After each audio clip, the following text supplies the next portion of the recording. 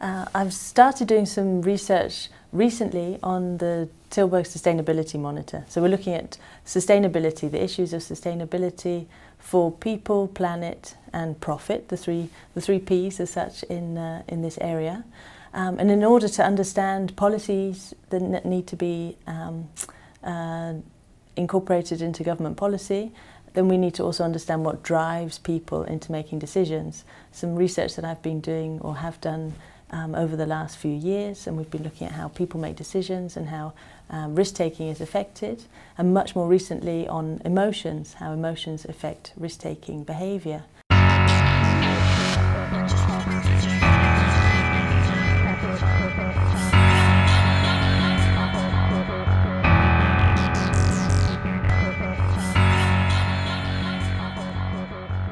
There's a lot of risk involved in understanding environmental change, and how much people are prepared to give up now for the future is also something which is very difficult to quantify, and we're trying to put some figures on those numbers.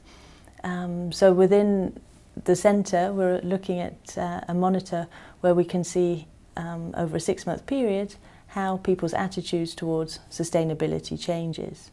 So sustainability is of course the long term. It's not just involved in climate change and environment, but it's also much to do with sustainability of goods and services. So sustainable banking, sustainable products for consumers to buy, not just quality and price aspects rather than just the normal price drivers in economics. So to give you a little bit of an understanding about the results so far, we see people care less about the environment than we thought they would have. Maybe it's also difficult to put a figure on and judging how much people care about the environment. Of course, to quantify this in terms, we have to use income, we have to use financial figures to try and understand how much people are willing to give up to improve or to keep the same level of the environment at the same level as in the past. So it's surprising that they care less than we thought about in putting their money where their mouth is as such for the environment. But of course sustainability goes further and beyond just the environment and maintaining the environment to the standard that it is at present and for future generations. It's also a sustainable economy, so that we don't go through financial crises like we have just done in the past. People want to be able to have a bit more stability.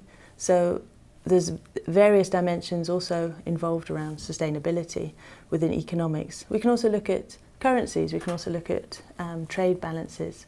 We can say, are these sustainable for the future?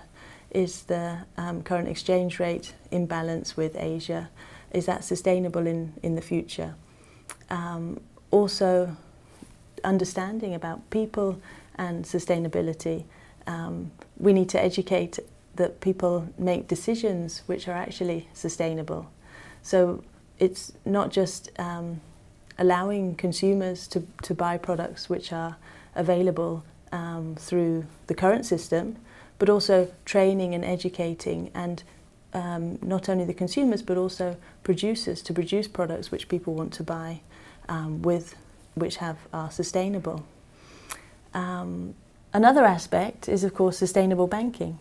We've just gone through a current financial crisis which has affected has affected households globally, and of course it's something that banks don't want to go through again. So we're looking at really sustainability in terms of the long term, and to actually go through crises and not be affected so badly as we have done this time. So sustainability is not just about the short term and seeing how we can improve things at the moment, but is also ensuring that long-term profits are there. So of course this also means changing structures within bonus systems so that people are not compensated for short-term short-termism, but really there's a much greater focus on long-termism. So this is not just within the banking sector, but this is of course with all kinds of corporations who focus on short-term shareholder profits. There needs to be a move towards longer-term time horizons, incentives over the longer term, to ensure that we really live in a sustainable world.